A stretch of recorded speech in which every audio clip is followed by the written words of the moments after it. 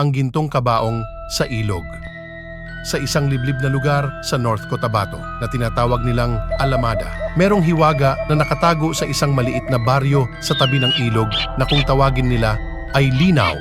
Balik tayo noong 1970, kalilipat lang ng aking lolo Simon sa lugar na yaon. Magkalayo ang mga bahay sa lugar at napakatahimik. Isang umaga, habang siya ay nagwawalis ng kanyang bakuran, may nakita siyang grupo ng mga kalalakihan sa hindi kalayuan. Kanyang naaaninag ang tatlong lalaki naghahanda sa tabi ng ilog at parang may mga gamit sila pangsisid at panghukay ng lupa. Nagsawalang kibo lamang si Lolo Simon at pinagpatuloy lang ang kanyang ginagawa. Mga alas 5 ng hapon, narinig ni Lolo Simon ang ingay na nanggagaling sa ilog na parang may nalulunod na tao. At may narinig siyang putok ng baril. Lumabas si Lolo Simon sa kanyang bahay para puntahan ang lugar ng pinanggalingan ng putok ng baril. Kanyang naabutan ang lugar na walang katao-tao at mga gamit lamang ang mga natira. At parang may naaninag siya na gumagalaw sa ilalim ng tubig ng ilog.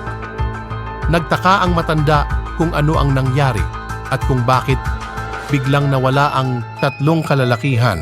Sa kanyang takot, dali-dali bumalik si Lolo Simon sa kanyang bahay at sinirado ang pinto. Kinabukasan nakarating sa baryo ang kwento na meron na naman nawala na mga tao sa ilog dahil sa balak na paghanap at pagtuklas kung saan naroon ang gintong kabaong. Marami na pala ang namatay at nalunod sa ilog dahil sa pagtangkang hanapin at pilit na kunin kung saan man ang gintong kabaong.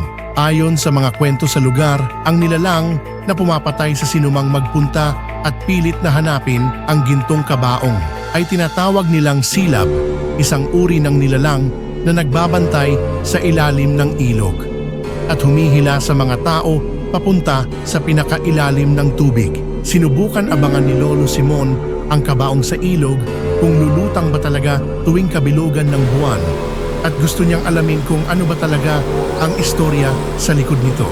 Sinilip niya sa bintana ng madaling araw at lumutang nga ang gintong kabaong. Nagulat ang matanda sa kanyang nakita at hindi makapaniwala na totoo nga ang kwento. Naglakas loob na lapitan ni Lolo ang kabaong at sinubukan buksan at siya ay nagulat sa kanyang nakita sa loob nito. Puno ng ginto ang loob nito at biglang may humawak sa paa ng matanda. At hinila pababa ng ilalim ng ilog ang matanda. Maraming nagtangkang kunin ang gintong kabaong, ngunit walang nakabalik. Patuloy na naglaho ang mga tao na nagtangka, kaya't lalo pang kinatakutan ang ilog. Mabilis na kumalat ang balita tungkol sa gintong kabaong at maraming taga-baryo ang natukso na hanapin ito, kahit na alam nilang may panganib mula sa silab.